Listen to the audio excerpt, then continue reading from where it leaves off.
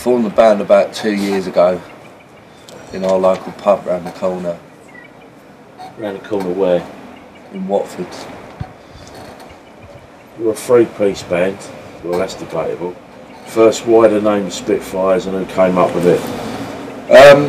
My dad came up with the name when I was about 11 and was obsessed with the mod thing, so it was just for the fact to have a target on the side, really. There's no sort of real interesting story behind it. What are your major musical influences and who did you grow up listening to? Well, I grew up listening to Paul Weller and Oasis and Ocean Colour Scene and things like that. And when I was about 8 or 9 I discovered the Jam again, and through that I got to listen to what Weller was listening to, like Small Faces and the Kinks and Northern Soul and Motown and things like that, but then also stuff that was happening at the time, like the Libertines and Arctic Monkeys and things like that. What are your pivotal albums that you think influenced you? All my cons, definitely. Probably Give 'Em Enough Rope, The Clash as well. And the first Specials album. When it comes to your lyrics, who writes most of the songs? I write all the songs. What would you say songs, obviously you're writing all the time, but certain songs mean the most to you?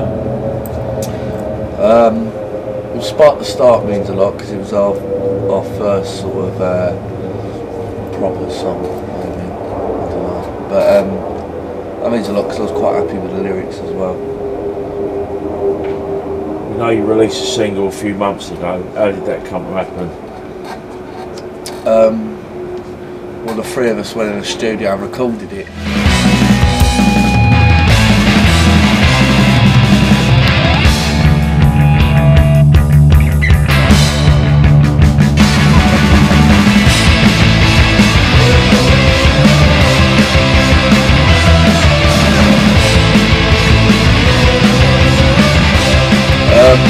The singles I'm holding on a relapse, and we recorded them January this year, I think, down at Blackburn, and it was released in March. There's not much more to say, really. And the 7-inch turned up in May. Yeah, the 7-inch turned up in May, which was great. Yeah. And what are the plans for the next single? Is there one coming? I don't know, we're recording a lot of material over the next coming weeks and months, so hopefully there should be something out early next year. Cool! What is the way forward for artists these days? Is it the festival scene or is it the sharing of files on the internet? I don't think anyone knows. I think, you know, the festival scenes are big at the moment, but, you know, you've got half their tickets being sold before the lineups even being announced. People ain't going for the music, and file sharing, you know, that might work for the Arctic Monkeys, but you know, it's such a normal thing now that it can't really benefit anyone, I don't think. What about Facebook and Twitter and all the social media side of it? I think that's as important as getting in the charts these days. Well, it's quite important because everyone uses it. You know, you can't boycott it as much as I'd like to, because just you know, this the way people find music these days. But I don't think it's important as getting in the charts. But you won't get in the charts unless you have a certain amount of followers on Twitter and a record company signs you because of that. What's next for the Spitfires? Well, we've got a tour coming up at the end of the year, and as I said, a lot of recording at the moment, so there's a lot to happen early next year, really. Do you have a record deal, and do you want one? No, we don't have a record deal, and I'd quite like the money side of a record deal, just for the exposure of the band. Really, you got to buy all this sort of stuff. It don't just happen overnight. It's the best gig you've played so far? Probably our gigs abroad, both in Spain. We done one in Madrid back in June. Really good. First time we had crowd surfing at a gig.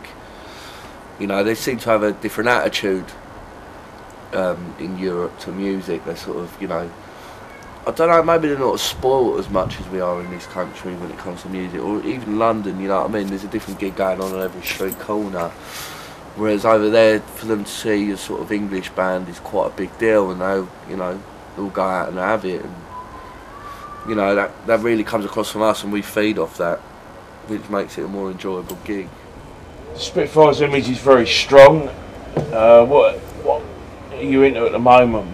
How do you see the band looking? Well, at the moment, it's like street mod, I'd say. It's like we sort of got to the point where we were wearing sort of stay press and very smart gear on stage, and it got to the point where the bands I would listen to, you know, it was a whole experience for people. They wanted to dress like them, they understood the lyrics, they listened to the music they listened to, and I thought, for a 16-year-old kid who don't live in Shoreditch, or one of these trendy places, wearing a boating blazer out is going to get their heads kicked in. So I thought, you know, it's best to tone it down and tone it down to things that people can relate to, and that's, you know, Levi's, Ben Sherman's, Brutus's, you know, monkey boots, loafers, stuff like that. Sort of bring it down to a level which people can identify with. New material, been writing a lot lately. So what songs you got? What they about? We've got a few, so song that's been going down well at gigs at the moment is 4 AM, which is a bit different from what we've been doing recently. A bit slower, there's also an acoustic in it. But you know, that's just writing about sort of being young, being bored, having a job that you hate and don't pay you enough anyway. But you know, having a girlfriend who don't like her because you ain't got any dough. So it's just a vicious circle really, and that's what it's writing about. It's just about sheer boredom. Any chance of seeing you tour Latin America at some point? At some point, probably, yeah. I mean, not now.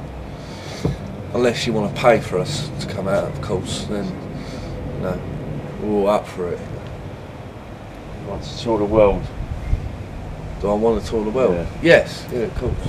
Last question. What are you having for dinner? I don't know, I'm going to have a bag of chips on my